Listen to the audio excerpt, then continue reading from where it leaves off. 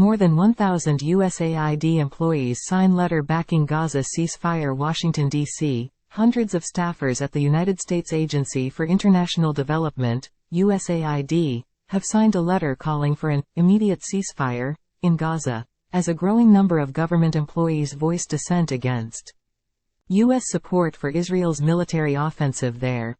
The letter, which started circulating last week, reached 1,000 signatures on Wednesday, representing officials from across USAID's departments and overseas missions. While we appreciate and acknowledge efforts by USAID to call for an urgent humanitarian response in Gaza and understand that the agency is working tirelessly to make this happen, we must remember that humanitarian assistance efforts and life-saving aid are largely rendered moot in situations of escalating and indiscriminate bombing and violence, the letter said. USAID is responsible for overseeing the U.S.'s foreign development and humanitarian aid across the world. In the letter, first revealed by Foreign Policy magazine and The Washington Post on November 3, the employees decry the numerous violations of international law and the mounting civilian death toll in Gaza. We believe that further catastrophic loss of human life can only be avoided if the United States government calls for an immediate ceasefire in Gaza, the release of Israeli hostages, and the restoration of water, food, fuel, and electricity to the people of Gaza by the State of Israel, it reads. In the longer term, we call on the United States government to join the international community and human rights organizations in holding all parties, including the State of Israel, to international law, which includes ending Israel's illegal occupation of the Palestinian territories and settlements on occupied land.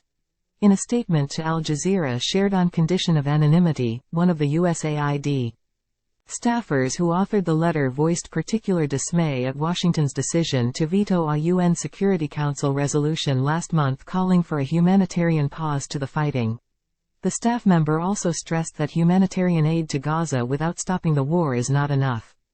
Time equals 400 ms. Greater than. Many humanitarian officials from many different conflict zones agree that aid cannot be a band-aid to a problem that requires a political solution. The people of Gaza need aid, but first they need the bombs to stop, the staffer said. Many USAID officials, particularly those in Middle East missions and bureaus, are tired of trying to program foreign aid and humanitarian assistance in response to political and foreign policy errors and war crimes that the U.S. government is supporting. The war started on October 7 after the Palestinian group Hamas launched an attack on Israel, killing over 1,400 people and taking more than 200 captives. Time equals 400 ms. Greater than. Israel retaliated with a relentless bombing campaign that has killed more than 10,000 people in Gaza. Settler violence against Palestinians has also soared in the West Bank amid a security crackdown by Israeli forces. In addition to its bombing campaign in Gaza, the Israeli government has severely restricted the entry of food, water and fuel over the past month.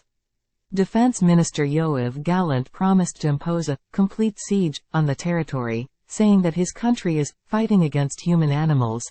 Although the humanitarian situation in Gaza is deteriorating, U.S. President Joe Biden has rejected calls for a ceasefire while expressing unwavering support for Israel.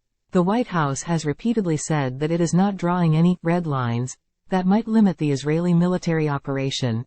Rights groups and the UN, however, have urged Israel to stop the bombing, which has struck hospitals, refugee camps, churches, mosques and schools sheltering civilians.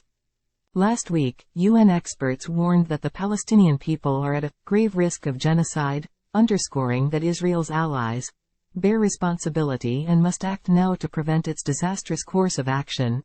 The UN's Genocide Convention defines genocide as acts committed with intent to destroy, in whole or in part, a national, ethnical, racial or religious group, including killings and measures to prevent births. The U.S. provides Israel with at least $3.8 billion in military aid annually, and Biden is seeking more than $14 billion in additional assistance to Israel this year. In an email about the letter, USAID spokesperson Jessica Jennings said that the agency appreciates the ongoing dialogue with staff and partners and welcomes its team to share their opinions with leadership. USAID Administrator Samantha Power is an outspoken proponent of U.S. interventions to prevent genocide across the world. Time equals 400 Ms. Greater than Jennings also highlighted USAID's humanitarian efforts in Gaza and the U.S. administration's push to deliver aid to the territory, including $100 million in assistance announced by Biden last month.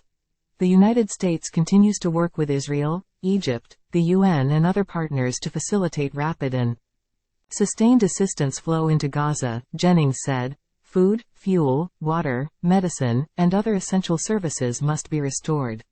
While the number of trucks entering Gaza continues to increase, it is not nearly enough. As the fighting in Gaza intensifies, calls for a ceasefire have been growing louder within the U.S. government. In Congress, where the overwhelming majority of lawmakers oppose efforts to push for an end to the fighting, hundreds of staffers penned a letter urging a ceasefire last month.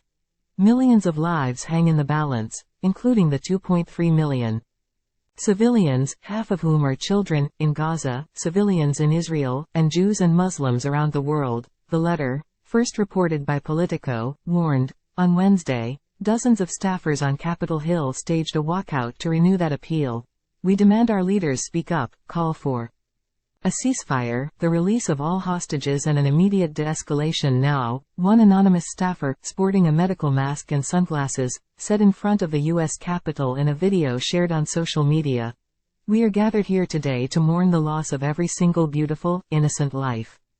Time equals 400 Ms. Greater than in October, Josh Paul, a senior official at the Department of State, resigned in protest against U.S. policy towards Israel. Washington is giving unambiguous and unquestioned military support to Israel despite what many in the region see as a deep injustice, Paul told Al Jazeera last month. Time equals 400 Ms. Greater than, we have tried to frame ourselves as an honest broker, but we're removing what little credibility we had left in that role.